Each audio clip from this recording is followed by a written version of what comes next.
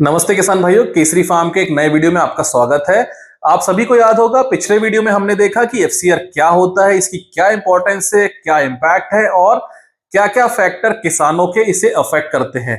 आइए इस वीडियो में हम देखते हैं कंपनी के फैक्टर्स जो इसे अफेक्ट करते हैं और हम एफसीआर को कैसे इंप्रूव कर सकते हैं। वीडियो में आगे बढ़ने के पहले जो भी किसान भाई पहली बार आए हैं, कृपया इसे लाइक कीजिए और चैनल को सब्सक्राइब कीजिए।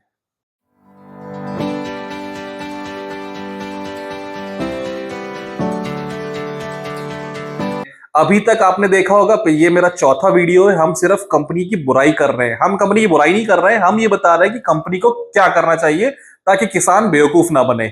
सो आइए देखते हैं कंपनी के क्या क्या फैक्टर्स हैं। सबसे पहला है जेनेटिक्स ऑफ बर्ड। जेनेटिक्स का इंपॉर्टेंस मैं समझा रहा हूं कि इंसानों में देखिए, अगर किसी की हाइट कम है और वो बौना हो गया, फिर तो वो कितना भी रस्सियों पर लटक रहे, उसका जीन्स ही ऐसे है कि वो बौना है तो वो हाइट बढ़ नहीं सकती। उसी तरह अगर ब्रॉयलर बर्ड का जेनेटिक खराब है, दैट मीन्स उसको कोई जेनेटिक डिजीज है, जीन लेवल पे, उसके डीएनए लेवल पे, तो आप कितना भी खाना खिला दीजिए वो वेट नहीं लेगा। सो ये जो फैक्टर है ये आपके हाथ में नहीं है, ये कंपनी के हाथ में है कि वो किस तरह पेरेंट बर्ड का फ्लॉक सेलेक्ट करती है, किस तरह उसकी रियरिंग करती है। जो फिनोटाइप और जीनोटाइप जो कंपनी जीन पूल सेलेक्ट करती है वो उच्च गुणवत्ता के हों, ताकि उनका जो चिक्स आए वो बहुत बेहतरीन निकल के आए। दूसरा इंपॉर्टेंट फैक्टर है एज ऑफ पेरेंट बर्ड। जैसा कि आप कई बार देखते होंगे, आपके फार्म में 30-35 ग्राम के मुर्गे आते हैं, जो कि आइडियली 40 से 45 ग्राम के होने चाहिए। कभी कभी जो पेरेंट बर्ड है, जो ब्रॉयलर पेरेंट है, जिनके अंडों से ये चिक्स निकल रहे, अगर वो ओल्ड एज के रहे, 32-33 हफ्तों के रहे, तो उनके बच्चों का वेट छोटा होता है। कई बार कंपनी के व्यक्ति बोलते हैं कि ये कम वजन वाले चिक्स ज्यादा अच्छा ग्रो करते, ऐसा कुछ भी नहीं है। जिसका शुरू से ही वजन कम है वो क्या वेट गेन लेगा, आप खुद लॉजिक लगाइए अपना। तीसरा इंपॉर्टेंट पॉइंट है रेगुलर मॉनिटरिंग। मैंने पिछले वीडियो में भी आपको बताया है कि हम चाहते हैं कंपनी का बंदा, अगर जब एडमिन कॉस्ट ले रही है कंपनी, तो डेली अपने व्यक्ति को भेजे। भले ही वो 2 घंटे हमारे फार्म में रुके, परंतु वो हमसे ज्यादा एक्सपर्ट है, उसे हमसे ज्यादा जानकारियां हैं। इसलिए अगर वो हमारा पार्टनर बना है तो डेली आए, फार्म में डेली रुके, पूरा फार्म चेक करे, पानी, लिटर, एवरीथिंग वो चेक करे। सो रेगुलर मॉनिटरिंग इसलिए इंपॉर्टेंट है। किसान भाइयों, अगला इंपॉर्टेंट पॉइंट है वैक्सीनेशन एंड बायोसिक्योरिटी। देखिए, कंपनी इस चीज की एक्सपर्ट है, वो फील्ड के मास्टर है। सो वैक्सीन चिक्स को कब देनी, किस टाइम पे देनी है, हमें कंपनी बताएगी। इसका ध्यान खाली कंपनी को नहीं रखना है, हमें भी रखना है। जैसे कभी कभी 7 दिन में वैक्सीन लगती है, फिर 18वें दिन वैक्सीन लगती है, कभी कभी वो वैक्सीन प्री वैक्सीनेटेड चिक्स आपके पास आते हैं। तो वैक्सीन का बहुत इंपॉर्टेंस है। क्यों? जैसे रानीखेत डिजीज जैसे जो वायरल इंपॉर्टेंस की डिजीजेस हैं, ये सपोज किसी फार्म में है, बाई चांस उस फार्म से आपके फार्म में आ गई, तो कम से कम आपके बर्ड्स में इम्यूनिटी तो रहेगी उस खतरनाक बीमारी से फाइट करने के लिए। क्योंकि अगर एक मुर्गे भी बीमार हुआ तो आप देख रहे हैं सारे मुर्गे एक दूसरे के कांटेक्ट में रहते हैं, बहुत जल्द ही वो खतरनाक बीमारी आपके फार्म में फैल के पूरा फ्लॉक को डिस्ट्रॉय कर सकती है। अगला पॉइंट है बायोसिक्योरिटी। बायोसिक्योरिटी क्यों इंपॉर्टेंट है? जैसे कि कंपनी का व्यक्ति एक दिन में 2-4 फार्म एक साथ घूमता है, किसी फार्म में किसी अलग एज के बर्ड रहते हैं, हर फार्म में अलग अलग एज ग्रुप के बर्ड रहते हैं। इसलिए बायोसिक्योरिटी इंपॉर्टेंट है, नॉट ओनली फॉर कंपनी के बंदे के लिए, परंतु आपके जो वर्कर है इनके लिए भी। जैसे कि कुछ ज्यादा नहीं करना है, हमें डेली स्प्रे, हर 1-2 दिन में स्प्रे करना है। प्रॉपर कुछ सॉल्ट्स आते उनका, या फिर कुछ वायरोसाइडल ड्रग्स आती, इनका स्प्रे कीजिए। और सामने जहां एंट्री पॉइंट है आपके फार्म का, वहां पे एक छोटा सा ट्रे रखिए। ट्रे में सोडियम हाइपोक्लोराइड का सोल्यूशन रखिए। अगर वो भी नहीं है आपके पास में तो खाली फॉर्मेलिन का रख दीजिए, और फॉर्मेलिन भी नहीं है तो चूने का घोल रख दीजिए, जिसमें अपने जूते को अंदर आने के पहले व्यक्ति सैनिटाइज करे। और थोड़ा सा एक कदम आगे बढ़िए, 100-50 जरूर खर्च होंगे, अंदर लाके कुछ नए चप्पल रख दीजिए, जिन्हें पहन के चाहे आप हो या कंपनी का मैनेजर हो, ये अंदर आ सके। अगला इंपॉर्टेंट पॉइंट है डिजीज मैनेजमेंट। देखिए किसान भाइयों, डिजीज मैनेजमेंट भी बहुत इंपॉर्टेंट एस्पेक्ट है पोल्ट्री फार्मिंग का। क्यों? क्योंकि यहाँ पे बर्ड्स क्राउडेड जगह में रहते हैं, अगर एक बर्ड बीमार हुआ तो सभी बीमार हो जाते हैं। सबसे ज्यादा कॉमन होने वाली डिजीज है कॉक्सीडिया और इकोलाई इन्फेक्शन। ये दोनों इन्फेक्शन इतने खतरनाक है। एक में वायरल डिजीज है जिससे कि रेस्पिरेटरी डिजीज होती है बर्ड्स में। अगर सपोज आप ही बताइए कि अगर नाक बंद है तो क्या आप खाने का टेस्ट पता कर पाएंगे? नहीं। उसी तरह अगर बर्ड का रेस्पिरेशन खराब है, उसे खांसी, छींक जैसी चीजें हो रही है, आंखें लाल हो रही है, तो तुरंत सतर्कता से अपनी कंपनी को बताए ताकि वो प्रॉपर टाइम पे दवाई दे सके। क्यों? क्योंकि अगर आपने एक दिन भी डिले किया दवाई देने में तो आपका पूरा एफसीआर बिगड़ सकता है, पूरा फ्लॉक खराब हो जाएगा। इसलिए डिजीज को आइडेंटिफाई करना और उसका मैनेजमेंट ये बहुत इंपॉर्टेंट एस्पेक्ट है, जिसे कंपनी को किसान के साथ मिलकर अच्छे से करना चाहिए। अगला इंपॉर्टेंट पॉइंट है ट्रेनिंग। अगर फार्मर ट्रेंड होगा तो काफी डिजीज, बायोसिक्योरिटी, वैक्सीनेशन, ये बहुत सारी चीजें ध्यान दे सकता है।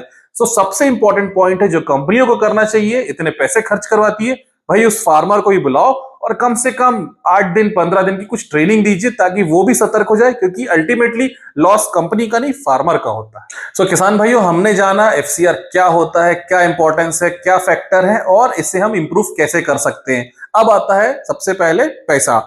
अगर आपको अच्छी इनकम कमाना है तो एफसीआर अच्छा रखना पड़ेगा। और नॉट ओनली एफसीआर, कई ऐसे इंपॉर्टेंट फैक्टर हैं जो आपके एफसीआर को इन्फ्लुएंस करते हैं, जिससे डायरेक्टली और इनडायरेक्टली आपकी इनकम पे प्रभाव पड़ता है। सो देखिए, 3 इंपॉर्टेंट चीजें हैं, फीड कंट्रोल, एनवायरमेंट और हेल्थ। अगर जो भी किसान भाई इस 3 चीजों को अपने वश में कर ले, दैट मींस इन्हें कंट्रोल कर ले, तो वो एफसीआर को इंप्रूव करके अच्छा मुनाफा कमा सकते हैं। आइए थोड़ा सा ध्यान दीजिए।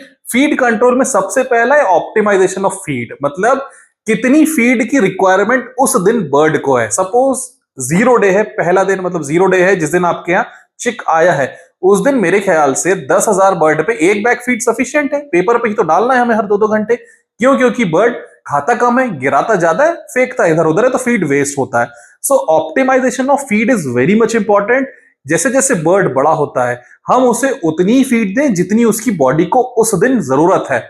पर्टिकुलरली उस दिन जरूरत है बातें पे मैं स्ट्रेस दे रहा हूं। क्यों? क्योंकि डेली ब्रॉयलर की हमारी वेट गेन का रेशियो डिफरेंट है। सपोज आज 5 ग्राम बढ़ेगा, कल 10 ग्राम, 20 ग्राम, 50 ग्राम बढ़ेगा, उसके अनुपात में आप फीड दीजिए। दूसरा इंपॉर्टेंट पॉइंट है फीड का स्टोरेज। जब भी आपके पास में बहुत सारा फीड आता है, चाहे वो बैग्स में आए, चाहे वो साइलो में आए, साइलो मतलब बहुत बड़े बड़े टैंक्स होते हैं जिनमें फीड लाके डंप कर दिया जाता है कंपनी द्वारा, तो किसान भाइयों फीड का स्टोरेज आपके हाथ में। देखिए, कंपनी बार बार फीड आपको नहीं लाके देगी, फीड महंगी चीज है, इसे स्टोरेज सही तरीके से कीजिए। ऐसी जगह कीजिए जहां पे सीलन ना आए जमीन में। क्यों? क्योंकि अगर जमीन के जो बैग्स हैं पूरे खराब हो जाएंगे, दीवारों में सीलन ना हो, अंदर एफ्लेटॉक्सिन जैसे मोल्ड ना ग्रो हो और कोई आवारा पशु या जानवर, बिल्ली चूहे के कारण आपका फीड खराब ना हो। सो फीड का स्टोरेज बहुत इंपॉर्टेंट है। तीसरा इंपॉर्टेंट पॉइंट है फीड का प्रॉपर टाइम पे फीड दीजिए। बर्ड बड़ा हो जाता है तो दिन में 3 बार फीड दीजिए और बर्ड को थोड़ा टाइम दीजिए ताकि रेस्ट करके वो फीड को पचा सके और अपना वेट इंप्रूव कर सके।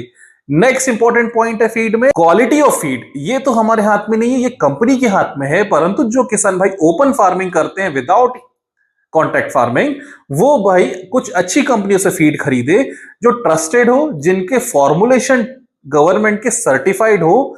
जैसे कई कंपनियों के फॉर्मुलेशन में सोया मील होता है, तो क्वालिटी ऑफ फीड में जो इंग्रेडिएंट डल रहे हैं ये बहुत इंपॉर्टेंट है इसे इंश्योर करना, क्योंकि जितना अच्छा फीड देंगे उतना अच्छा वेट लेगा। जैसे कभी कभी देखने मिलता है कि हम पैलेट की जगह मैश आ जाता है। आप खुद सोचिए, बर्ड की अगर बीक बड़ी हो गई है, पैलेट मतलब छोटे छोटे दाने, बर्ड की अगर बीक बड़ी हो गई है तो वो पाउडर फॉर्म का फीड नहीं लेगा, क्योंकि उसे सपोज 1 ग्राम फीड उठाना है तो वही उसे 10 बार चोंच चलानी पड़ेगी। वहीं अगर 1 ग्राम का पैलेट उठाता है तो वो 1 बार में उठा सकता है। तो ये बहुत छोटी छोटी चीज है जो हमारे एफसीआर को अफेक्ट करती है। किसान भाइयों, अगला इंपॉर्टेंट फैक्टर है एनवायरमेंट चेंजेस। हमें देखिए 2 बातों का ध्यान रखना है, मुर्गे को सही खाना देना है और मुर्गे को सही वातावरण देना है। ये 2 चीज आपने कर दिया तो कोई मेडिसिन, कोई लिवर टॉनिक, कोई जादू मंत्र की जरूरत नहीं पड़ेगी, वो वेट गेन कर लेगा। एनवायरमेंट फैक्टर में बहुत इंपॉर्टेंट है जो ईसी फार्म्स है उनके पास में अंदर टेम्परेचर सेंसर लगे होते हैं, ह्यूमिडिटी सेंसर लगे होते हैं। साथ ही कंपनी आपको एक शीट देती है क्या टेम्परेचर इंपॉर्टेंस है, तो कृपया अपने सेंसर को ऐसे सेट कीजिए ताकि वो उस टेम्परेचर को मेंटेन कर सके। प्रॉपर टाइम पे आपका कूलिंग पैड की मोटर ऑन हो, प्रॉपर टाइम पे आपके पंखे ऑन हो, ताकि सब कुछ सही चलेगा। अंदर का वातावरण एक प्रॉपर ऑप्टिमम टेम्परेचर पे रहेगा, नॉर्मल ह्यूमिडिटी पे रहेगा, तो आपके बर्ड को वेट गेन करने में आसानी होगी। आप खुद समझिए, अगर आपको किसी कमरे में बंद कर दे और वहां पे हवा का बहाव बंद कर दे, पानी का बहाव कम कर दे, तो क्या आप उसमें सर्वाइव कर सकेंगे? नहीं। उसी तरह बर्ड का भी देखिए, वो भी एक जिंदा पशु है। देखिए, वो भी एक जिंदा जीवित चीज है जिसे वेट गेन करना है। तो इस वेट गेन को इंप्रूव करने के लिए हमें उसे प्रॉपर एनवायरनमेंट देना पड़ेगा। कुछ टेम्परेचरों का ध्यान रखिए, जैसे जब बर्ड 30-35 दिन का हो जाता है तो वो 20 से 23 डिग्री तक टेम्परेचर सह लेता है, तब आप कूलिंग पैड बेशक ऑन कीजिए और कम से कम 4 से 6 बार आपके शेड के अंदर की हवा चेंज होनी चाहिए। दैट मीन्स कि हर घंटे 6 बार अंदर की हवा बाहर जानी चाहिए और बाहर से फ्रेश एयर अंदर आनी चाहिए।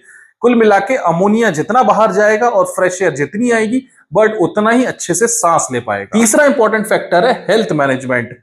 सबसे बढ़िया हमने उसको खाना अच्छा दे दिया, वातावरण अच्छा दे दिया, परंतु अगर बर्ड बीमार है तो ये दोनों चीज एक तरफ हो जाएगी, वो फिर से वेट नहीं लेगा।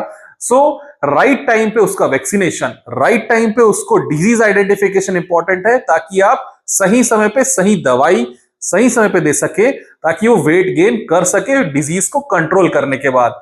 क्योंकि सपोज आपके बर्ड को लूज मोशन हो रहे हैं, पहली तो वेट नहीं लेगा, दूसरा लूज मोशन अगर चल रहे हैं तो लिटर गीला होगा, अगेन अमोनिया बढ़ेगा, वो फिर वेट नहीं लेगा क्योंकि उसकी अमोनिया के कारण सांसें चल नहीं पाएंगी प्रॉपरली, रेस्पिरेटरी ट्रैक्ट खराब हो जाएगा, तो ये साइकिल में बर्ड फंस जाएगा। तो इसके पहले ही आप खुद थोड़ा सा अपने आप को ट्रेन कीजिए, बर्ड में क्या बीमारियां हो रही है इसे जानने की कोशिश कीजिए। सो किसान भाइयों, अगर आप चाहते हैं कि मैं प्रॉपर एक फुल फ्लेजेड वीडियो बनाऊं इनकम पे, तो कृपया इस वीडियो में कमेंट कर दीजिए इनकम लिख के। जो भी किसान भाई नए आए हैं कृपया इसे लाइक कीजिए, चैनल को सब्सक्राइब कीजिए और प्लीज इसे जरूर शेयर कीजिए ताकि लोगों को भी ये जानकारी मिल सके। धन्यवाद।